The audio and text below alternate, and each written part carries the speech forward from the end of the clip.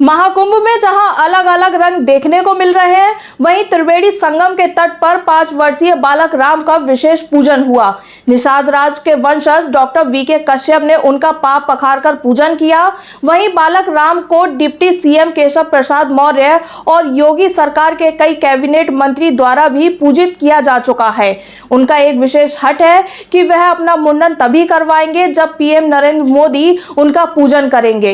बालक राम आज त्रिवेणी संगम में आस्था की डुबकी लगाने पहुंचे हैं और चर्चाओं में बने हुए हैं।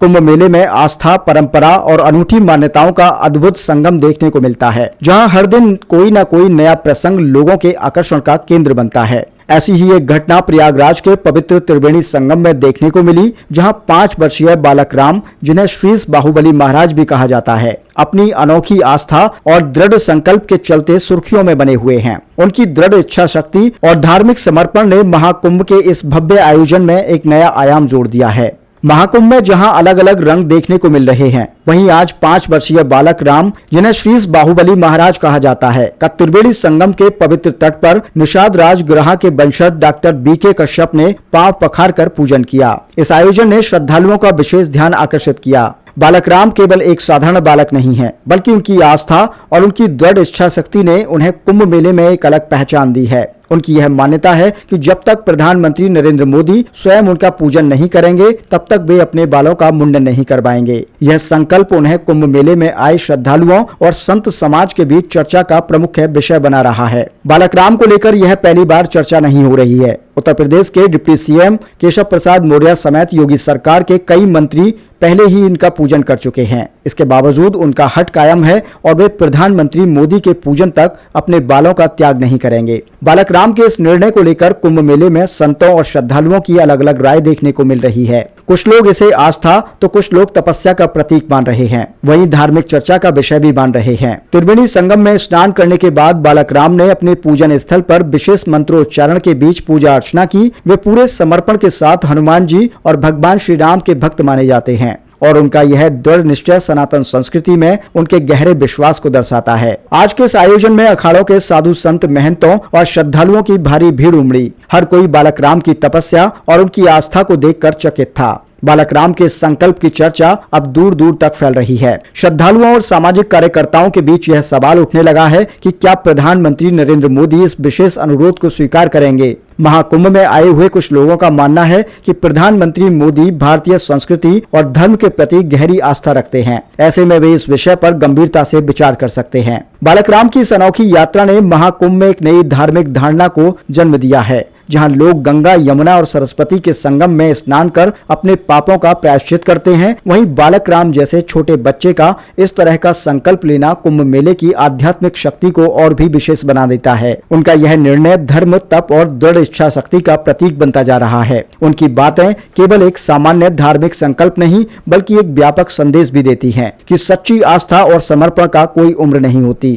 कुंभ मेले में मौजूद कई संतों और महंतों ने बालक राम के इस फैसले की सराहना की है। उनके द्वारा यह एक दिव्य संकेत है कि सनातन संस्कृति की जड़ें न केवल प्राचीन संतों में, बल्कि आज के युवा और बच्चों में भी गहराई से स्थापित हैं। कुछ संतों का यह भी मानना है कि बालक राम का यह संकल्प भारतीय परंपराओं के प्रति लोगों की जागरूकता बढ़ाने का कार्य करेगा। अब सभी की निगाहें इस बात पर टिकी है कि प्रधानमंत्री नरेंद्र मोदी इस विशेष अनुरोध को कैसे देखते हैं और क्या वे बालक राम के पूजन का आमंत्रण स्वीकार करेंगे। महाकुंभ के हर दिन कुछ नया देखने को मिलता है और यह देखना रोचक होगा कि आने वाले दिनों में यह विषय किस दिशा में जाता है। क्या यह बालक राम की आस्था की जीत होगी या फिर संकल्प महाकुंभ के इतिहास का एक और अध्याय बनकर रह जाएगा। आप राम जी किसके लिए बने? क्यों? मोदी जी आएंगे, मेरी पूजा करेंगे। आपकी पूजा करेंगे? हाँ। क्यों करेंगे आपकी पूजा? क्योंकि मैं राम जी हूँ। कहाँ के राम जी हैं आप? सूरजपुर धाम, रामघाट। अच्छा, तो मोदी जी से अभी तक आपकी मुलाकात नहीं हुई? नहीं। क्यों नहीं हुई? क्योंकि वो अभी तक सूरजपुर धाम में नहीं है। तो योगी जी से ही मिलना चाहते हो कि मोदी जी से भी? दोनों लोग से। दोनों लोग से? हाँ। अच्छा, ये बताइए, महाकुंभ चल रहा है, अभी मौनी अमावस्या पर बहुत भगदड़ मच गई थी, तो कुछ लोगों की मृत्यु हो गई थी, तो आप क्या कहेंगे? कि उन लोग के परिवार को बहुत बुरा लगा। अच्छा, उन लोग के परिवार को बहुत बुरा लगा, आप भी दुखी हैं उससे। हाँ योगी जी मोदी जी ने व्यवस्था अच्छी की है कुंभ की, हाँ। क्या व्यवस्था की है योगी जी ने? योगी जी ने ऐसे यहाँ पे बहुत बढ़िया व्यवस्था की है और यहाँ पे सब सुविधा रोड बनवाए हैं। अच्छा, यहाँ पर सबको कल्पवासियों को बसाया है योगी जी ने। हाँ तो योगी जी के लिए आप और कुछ कहेंगे? मोदी जी को लेकर क्या कहेंगे मोदी जी के लिए? मोदी जी आप आके मेरी पूजा करो। 5 तारीख को तो मोदी जी आ रहे हैं प्रयागराज, तो आप क्या चाहते हैं? रंगवेलपुर आके मेरी पूजा करो। श्रृंगवेरपुर आके पूजा करें। हाँ और ये भी सुने थे कि आप योगी जी के हेलीकॉप्टर से जाएंगे मोदी जी से मिलने, हाँ। कैसे जाएंगे? योगी जी मुझको अपने हेलीकॉप्टर पे बैठा के ले कहाँ ले जाएंगे? मोदी जी के पास दिल्ली। अच्छा, मोदी जी के बाद दिल्ली।